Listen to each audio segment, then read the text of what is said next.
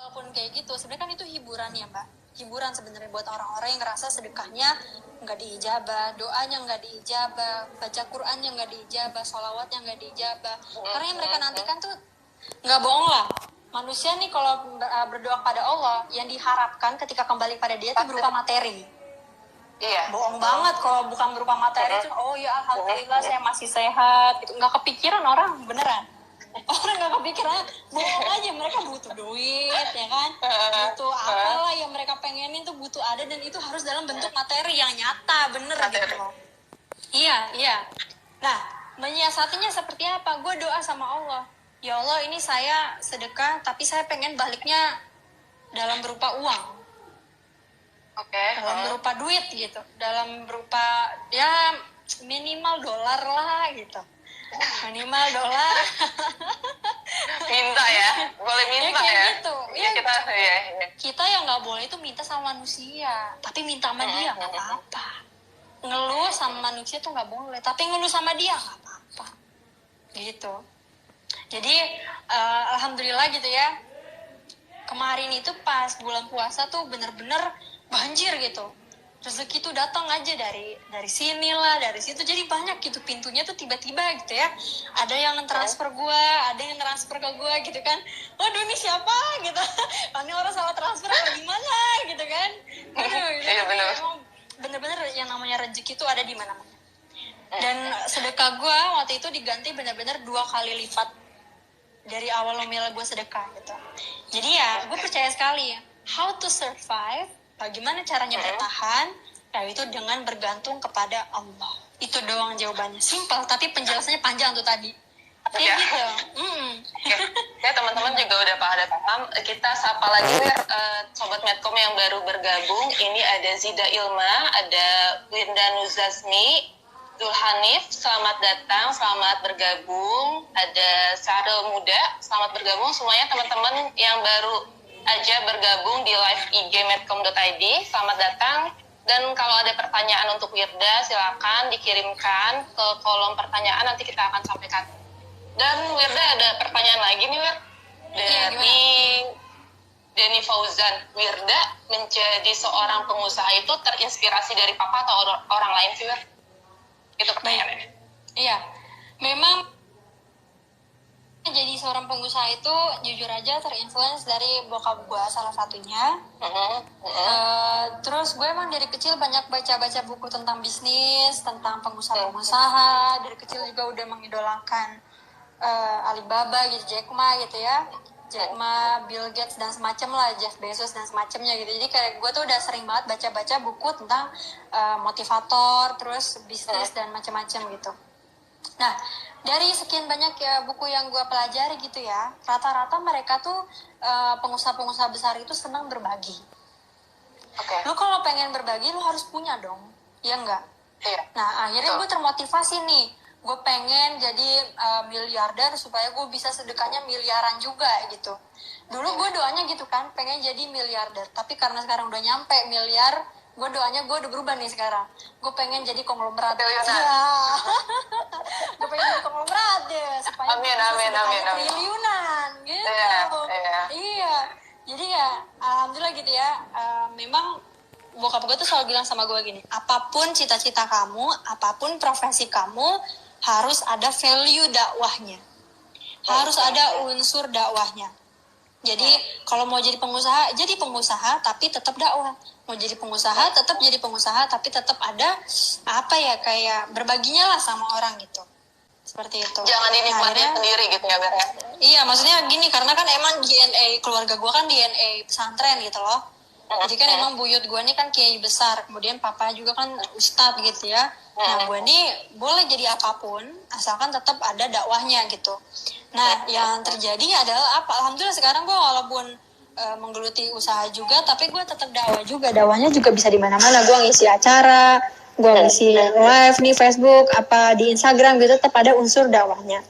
So jadi waktu itu gue melihat contohnya adalah Nabi Muhammad SAW. Jadi Nabi Muhammad, beliau itu seorang nabi tapi seorang pebisnis juga gitu.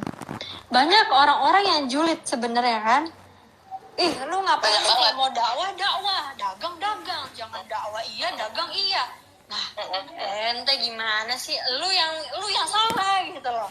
Masa orang dagang tapi sambil dakwah nggak boleh, atau orang dakwah sambil dagang nggak boleh? Ya nanti yang dagang siapa? Yang dagang orang lain. Jangan, kalau bisa yang dagang kita gitu loh.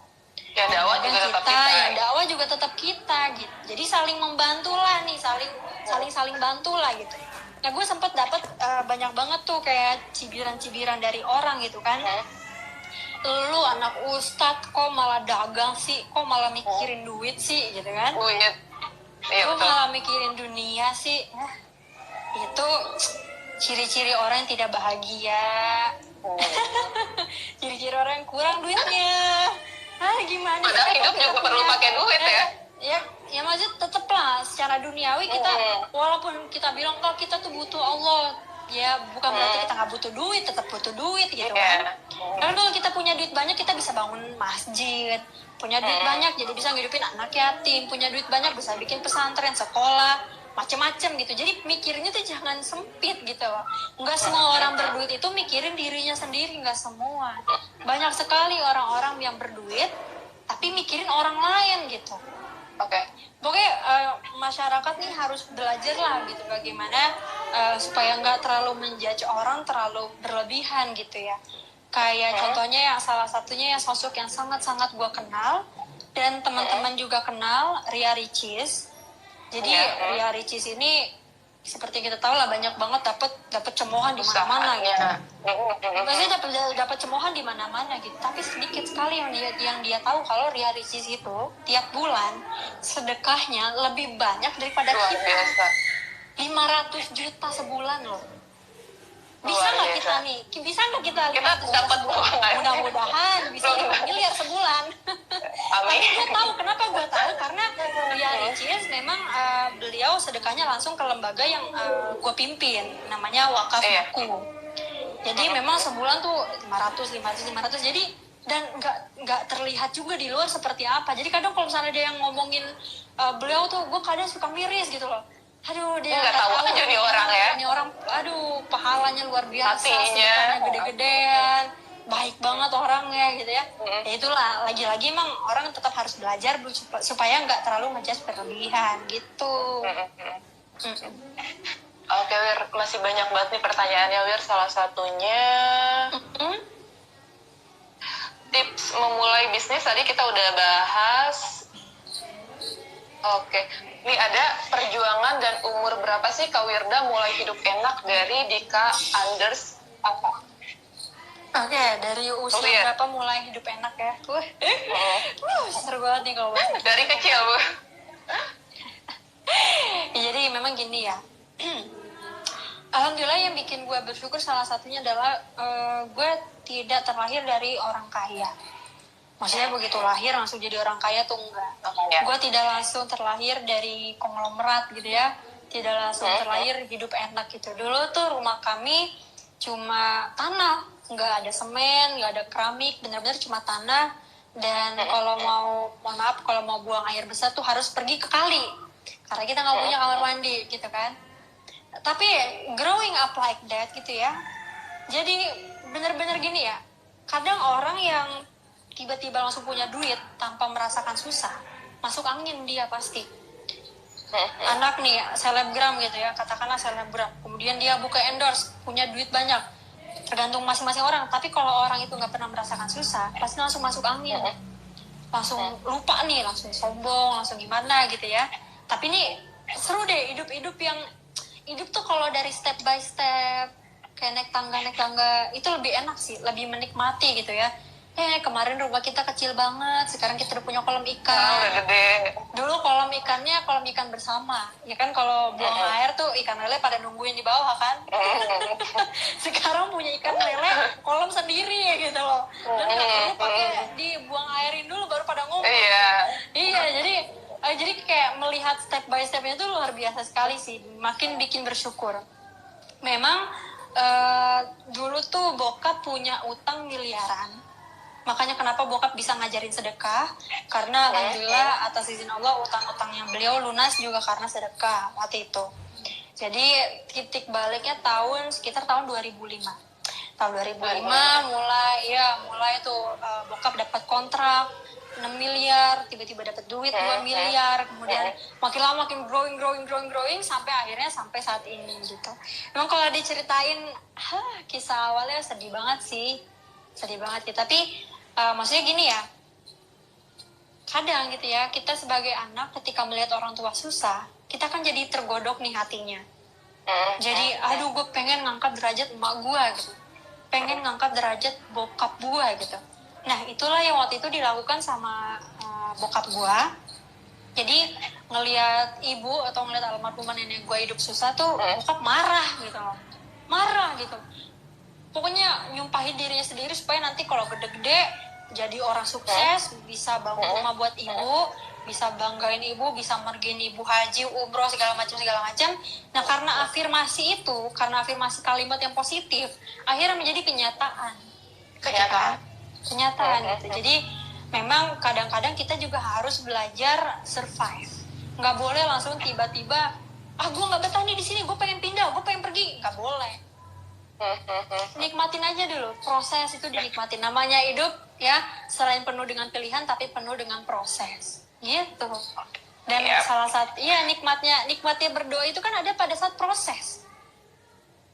Emang gue lebih begini sih, karena ketika kita berdoa minta sesuatu ya, katakanlah minta jodoh. Ya Allah, saya pengen punya jodoh pangeran Brunei, ya kan? Saya pengen punya, kan lagi ngetren tuh kan? Lagi ngetren banget. Ya Allah, saya pengen punya jodoh pangeran Matin ya. Kemudian saya pengen jadi satu-satunya istrinya dia sampai mati gitu.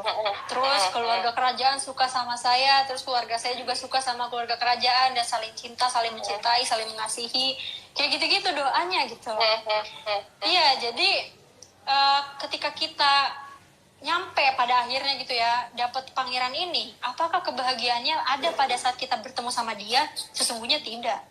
Kebahagiaan itu ada di proses. Kalau kita tahu proses seperti apa, cenderung kita tuh merasa lebih lega gitu kan, lebih puas gitu. Jadi the longer the process harusnya menjadi the longer the nikmat gitu loh. Kadang orang kan pengennya doa cepat dikabul, enggak. Proses memintanya kepada Allah itu loh maksud gue gitu loh. Lirihnya kita kepada Allah, ya Allah saya pengen makan enak, ya Allah saya pengen jalan-jalan, ya Allah saya pengen begini, pengen bagian orang tua, pengen hajiin orang tua apa gimana gitu. Jadi proses pada saat kita berdekatan sama dia, berduaan sama dia, itulah sebenarnya nikmatnya itu ada di situ gitu. Jangan cuma minta sekali tapi pengen langsung dikabulin. Biasanya banyak orang juga yang kayak gitu. Makanya gue lebih membiasakan doanya tuh pada saat di sujud, Mbak, ketimbang pas udah selesai sholat.